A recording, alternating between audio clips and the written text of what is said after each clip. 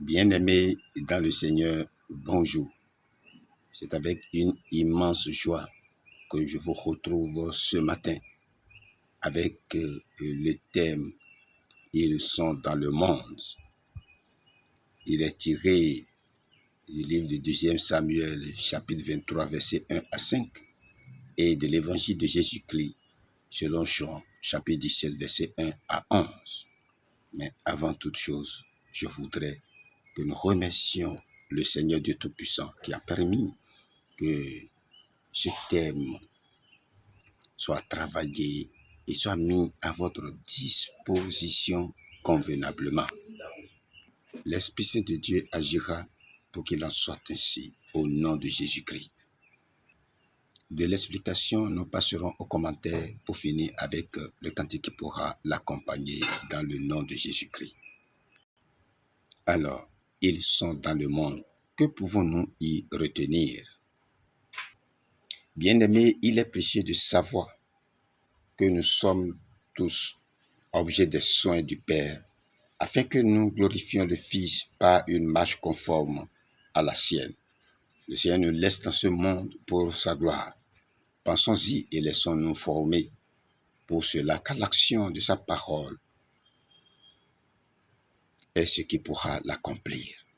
Christ ne peut être glorifié par nul autre que par ceux auxquels il a révélé le Père. C'est une gloire pour lui que d'avoir de pareils témoins dans ce monde comme résultat de sa venue. En conséquence, il s'attend à ce que soit manifesté devant le monde sa vie. Il est le modèle parfait. Je ne suis pas dans le monde et ils sont dans le monde et je vais à toi, disait-il. Père Saint, garde en ton nom ce que tu m'as donné, afin qu'ils soient un comme nous, disait le Seigneur dans son évangile de Jean chapitre 17, verset 11.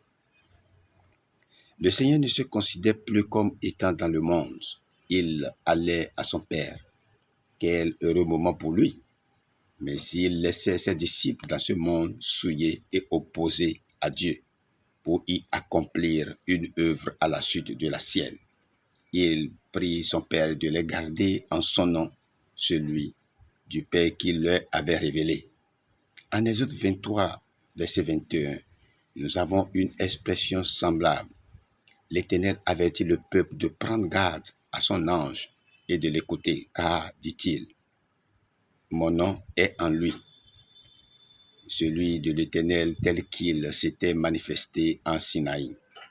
En Jésus était le nom de Dieu en grâce pour le révéler, mais la grâce est unie à la sainteté. C'est pourquoi le Seigneur dit Père Saint. Objet de l'amour du Père, il devait être gardé dans sa sainteté, car son nom ne peut être associé à la souillure, afin qu'ils fussent un comme le Père était un avec le Fils dans tout ce qu'il avait fait ici-bas. Il n'y avait jamais entre eux de divergence de pensée dans l'accomplissement de ce service. L'accord étant parfait, les résultats l'étaient aussi. Le Seigneur dit en parlant de ses brebis, personne ne les ravira de ma main. Et moi et le Père, nous sommes un. On voit cette unité d'action tout le long de notre évangile. Si les disciples étaient gardés dans tout ce que comporte le nom du Père, ils seraient maintenus dans cette unité par la puissance du Saint-Esprit qu'ils allaient recevoir. Unité qui ne découlerait pas d'une entente commune, mais d'une source unique et divine qui ne peut manquer de produire ses effets.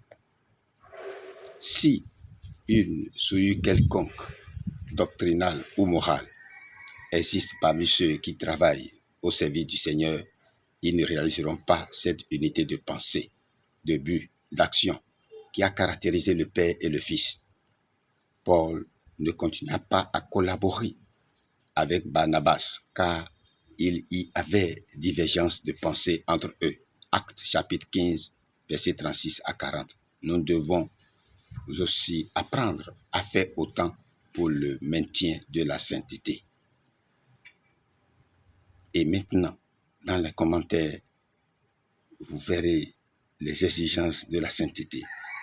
Ce qu'il faut pour nous, pour qu'il en soit ainsi. Et l'exemple de David a été cité ici, dans 2 Samuel chapitre 23, versets 1 à 15.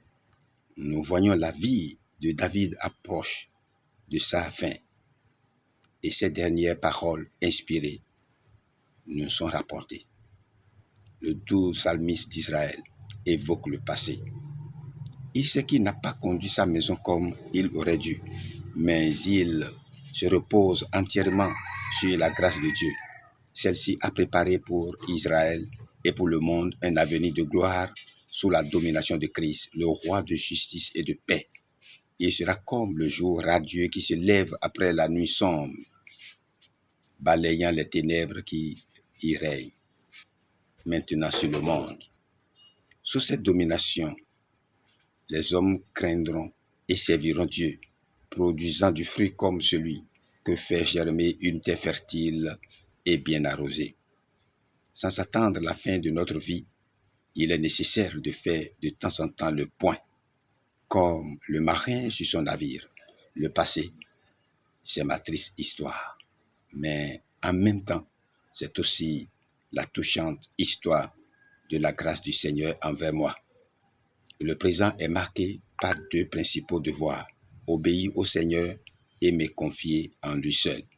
Quant à l'avenir des croyants, nous le savons, c'est la gloire. Christ partagera la sienne avec eux, ainsi qu'il a dit à son Père. Jean chapitre 17, verset 22.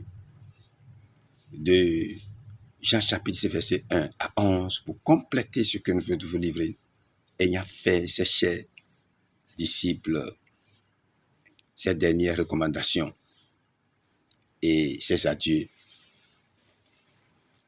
ayant fait du moins à ses chers disciples ses dernières recommandations et ses adieux, Jésus se tourne vers son Père, lui qui n'a jamais rien revendiqué pour lui-même, demande maintenant la gloire, car il y va de la gloire de Dieu, le Père juste, verset 25, d'honorer en le glorifiant le Fils obéissant. Comme un messager fidèle, Jésus rend compte de sa mission accomplie ici-bas, verset 4. Un des côtés de cette œuvre avait été de parler du Père aux siens, versets 6 et 26. Maintenant, il parle des siens au Père pour les lui confier, puisque lui-même va les quitter. Et ces arguments sont infiniment touchants. Ils ont gardé ta parole. Ils ont cru que toi, tu m'as envoyé, dit-il. Autrement dit, ils ont de l'amour pour moi. Chapitre 14, verset 23. Alors que nous savons combien était faible la foi des pauvres disciples. Versets 6 à 8. D'ailleurs, ils sont à toi. Verset 9. Continue le Seigneur. Comment les abandonnerais-tu? Je suis glorifié en eux, ajoute-t-il, faisant appel à l'intérêt que le Père porte à la gloire du Fils. Enfin, il souligne la situation difficile de ces rachetés qui sont dans un monde si dangereux et si éprouvant pour la foi, monde que lui-même ne connaît que trop bien. Oui, c'est un parfait intercesseur que Jésus plaide la cause de ses disciples et aujourd'hui la nôtre.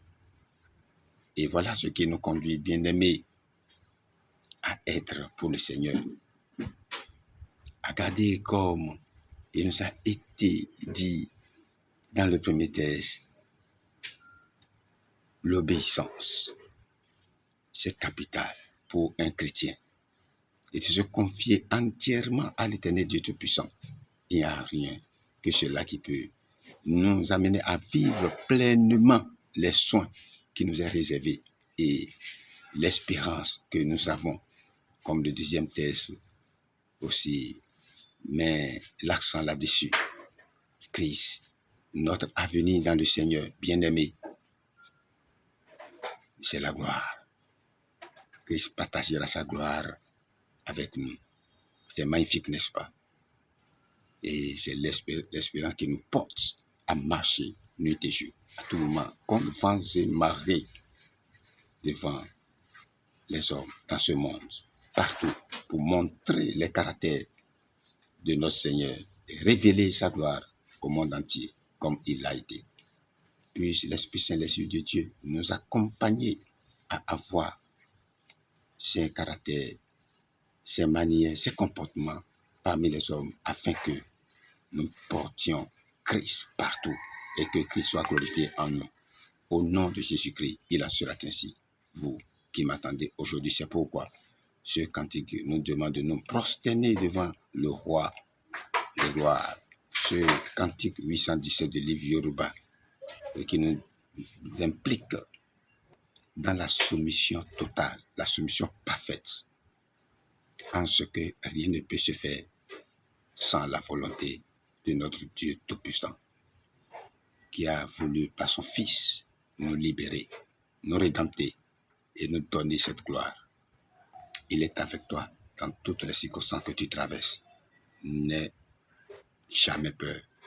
Sois fidèle et consacre sa vie à notre Seigneur Jésus-Christ. Tu seras libéré. Au nom de Jésus-Christ, nous avons prié. Amen. Je vous remercie pour votre attention et vous invite très bientôt pour d'autres activités à venir dans le Seigneur. Votre bien-aimé, le Seigneur apôtre Ngbo de Napo Ignace des Églises des Services des Séraphins. À bientôt.